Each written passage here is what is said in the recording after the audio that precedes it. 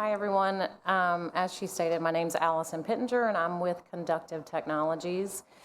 Thanks for being here today. I appreciate it. So I'm going to start with a question.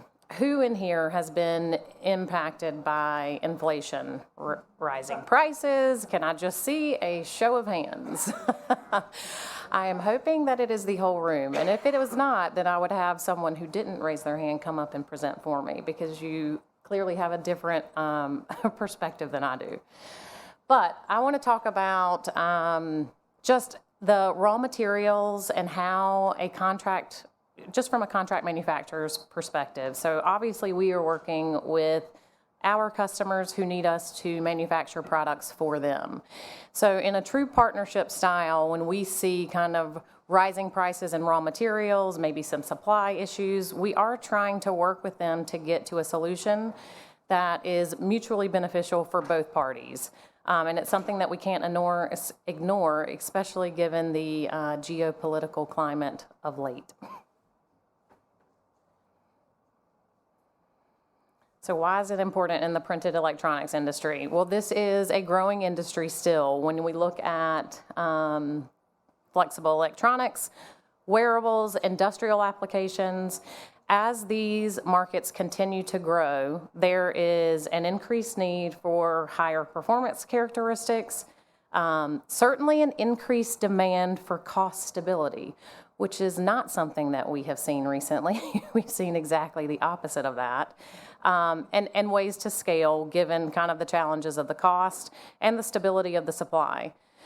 So what we would like to do from the contract manufacturing perspective is to focus on materials innovation and precision processing. So how do we do that from the materials perspective?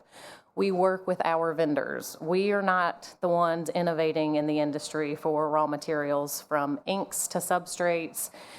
We have to rely on our raw material vendors so that they can give us the best solution moving forward for our customer and their performance characteristics. Silver, as I die behind the podium. This is probably the one that has given people in this industry, in printed electronics in particular, the biggest headache over the past year.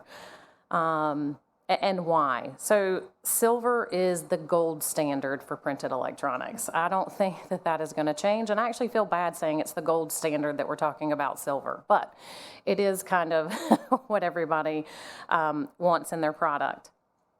So let me just give you some context on what has happened with silver over the past year. In 2025, the silver price opened at $28.92 an ounce. Just keep that number in mind.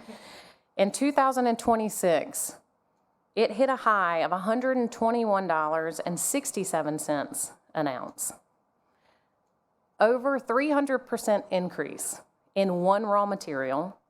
And for some products, there's 50% silver usage in a printed electronic.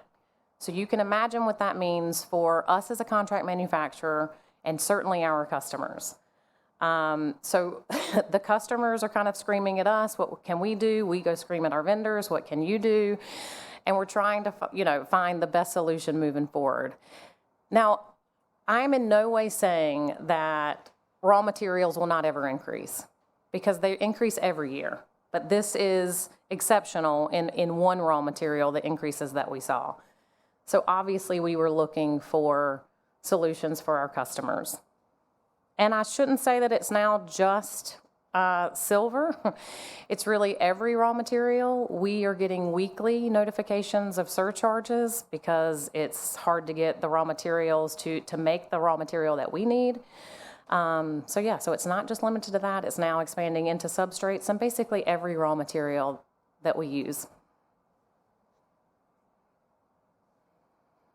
Cost-effective alternatives to silver. Now I'm going to put these up here. However, I also need to put the caveat out there that